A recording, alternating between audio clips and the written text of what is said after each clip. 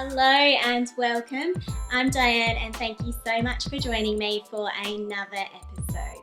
Today I am going to be talking about the easy ways that you can refresh or level up your personal brand in 2024. These are simple things that are often overlooked that can have a really big impact on your personal brand going forward. So if this sounds like something that you might be interested in this time of the year, then grab your cup of tea and let's get into it. Have you ever noticed how a fresh bunch of flowers can completely liven up a space? It can make something that might have been feeling a little bit stale or a little bit boring new again. The same can apply for your personal brand. In branding, consistency is key. Consistency builds trust and trust builds loyalty. But that doesn't mean never evolving. People want to be taken on a journey of your brand growing. So how can you do that? That's what I'm going to talk about in today's episode. I'm going to be sharing my top 5 recommendations for your personal brand heading into 2024. Personal branding is usually a long game, but these are the things that can have an almost immediate impact on the way that people perceive you and how they remember you. But before we get into what those are, let's have a look at what personal branding is to begin with. 25 years ago, Tom Peters revolutionized the business world when he published an article in Fast Company called The Brand Called You. And in it, he proposed that you are already the CEO or the marketing director of your own personal brand. Personal branding is generally agreed to be what people think about you, how you make them feel, what they say about you, especially when you're not in the room, and how they remember you. So if you keep all of this in mind, really, you already have a personal brand. Personal branding is simply choosing to be intentional about what it represents. When it comes to your personal brand, you can absolutely leave this up to fate. But as one of my favourite branding experts, Donald Miller, would say, fate is a horrible writer. Branding is storytelling. So in a noisy marketplace, what is your authentic brand story saying? Now, this idea isn't new. Humans have been evolutionarily hardwired for all of these years to make sense of our experiences through storytelling. Research has shown that when a story is shared with a fact, it is 20 times more likely to be remembered than when a fact is shared on its own. Now, you might be thinking, I don't think that anyone actually cares about my story or cares about having a personal connection with me. But research actually shows otherwise. A Nielsen study showed that 33% of people trust brand messages, while 90% of people trust recommendations from someone that they know. My first tip is to define your core values. Simon Sinek in Start With Why famously said, people don't buy what you do, they buy why you do it. Generally, when it comes to personal brands or in business, people know how to communicate what they do and how they do it. It's the why that they tend to become a little bit less clear about. But the best companies know how to do this well. Let's have a look at Apple, for example. Apple has said, everything we do, we believe in challenging the status quo. We believe in thinking differently.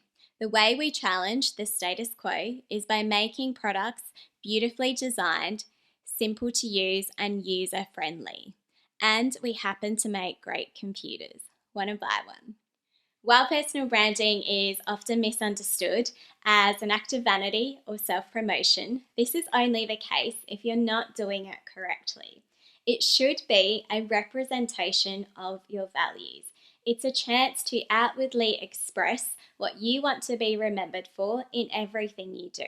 This can be from your interests to your verbal and visual identities and many other things. Personal branding then for you and your teams is a chance to outwardly express the values that you want to be remembered for. And remember that it is our values that unite us. Business is personal. People connect with people, people buy from other people, and it's personal connections that build brand trust. My second tip is to sharpen your verbal personal brand. Now, you might have heard of the communications pipe. It is based on this idea that when we are communicating, impressions that are formed come more from our tone of voice and our non-verbal communication than they do from the actual words that we choose to use. So, heading into a new year, think about what you really want your tone of voice for your personal brand to be. What do you want to be known for? I suggest writing down 4 to 5 defining traits and identify what that sounds like or what those behaviors look like for each of those traits and what they don't look like. This will help you to identify when you are acting on brand versus when you are acting off brand. And remember to have these come back to what your core values are. My next tip is to elevate your visual identity. Now, we like to think that we don't judge a book by a cover, but research has shown that we do. It has been found that first impressions can be formed as quickly as within a tenth of a second. So when we interact with someone, we are sending cues about what we represent. That is then creating an assumption about our personal brand. That assumption is then being filtered through that person's beliefs, values, ideas, and some of their experiences to form that overall impression of you. So if people are going to be judging you anyway, then why not be intentional about what you want to represent? I shared in a blog late last year about the simple ways that you can refresh your wardrobe, your professional wardrobe, heading into 2024. But the simple version of that for you to think about today will be, what can you do to elevate your personal brand as being recognizable in the marketplace heading into 2024? Maybe it is wearing your signature color. As we know in branding, colors help us become recognizable in the marketplace. Maybe it is adopting a signature element in your wardrobe. Or maybe it is refreshing your wardrobe altogether, and this does not need to mean buying more. My tip for considering how you are elevating your visual identity or refreshing your professional look and feel is to accentuate what is already coming naturally to you or what people already know you for as your first go-to. Don't forget that when it comes to refreshing your visual identity in a new year, that you are also reviewing your online presence. The new year is a great opportunity to update your headshots and to refresh those banners on your profile.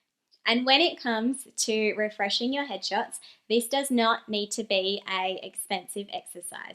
All you need is your camera phone and hopefully the help of a friend. My next tip is to push your content creation comfort zone and do this with clear goals. Now, on my blog, I cover a lot more detail about content creation and how to market like a magnet. But for the purpose of this episode, I am going to break this down into a couple of really simple ideas. I want you in the new year to consider focusing on one platform. And you might like to think about whether this is going to be a short form platform or a long form platform. So a short form platform is something like your LinkedIn or Instagram or TikTok or Pinterest, or maybe it's even short form in the sense that you send out brief emails to your audience. You also have the option to consider long form platforms, so things that are more naturally inclined for long form content, such as blogs, podcasts, YouTube videos, or maybe even video podcasts like what I am doing in 2024. Remember that when it comes to these long form platforms, you don't necessarily have to make them as long as you might think you need to. The beauty of platforms like podcasts or YouTube videos or blogs is that you can make them as long or as short as you decide they need to be for you and your audience. My second recommendation in the content creation space is to set a clear goal. And I don't suggest having this be about things that you're not able to control, like lag indicators, like your number of followers or subscribers or your level of engagement, but rather focus on things that you can control. Things like how often are you going to post on a particular platform? Is it going to be daily, weekly, fortnightly, or monthly? And are you aiming to post at a particular time on the same day every time? Knowing these things will help hold you more accountable to maintaining the habit of content creation. My final tip is to co-brand yourself. They say that we are who we spend our time with, and it is no different when it comes to your personal brand. Who you associate with helps to form the impression that people have of you and how you are remembered. The right relationships can help to elevate your personal brand. So heading into the new year, if there was one organization or even a person that you would want to co-brand yourself with, who would that be? Think about the opportunities that you might be able to work with this brand or this person. Maybe you will work on a project with them, a campaign or a content piece. Maybe you will volunteer for them. Maybe you will engage in their services or buy their products, or maybe you will co-host an event with them. What are the ways that you can associate your personal brand with something that you also want to be known for? Something that's in alignment with what you want to represent and be remembered for. While consistency is the golden rule of marketing, keep your brand evolving, especially heading into a new year. If you have found any of this content useful, do please let me know by liking, commenting, rating, or subscribing wherever you are listening. Thank you so much, and I look forward to joining you on the next episode.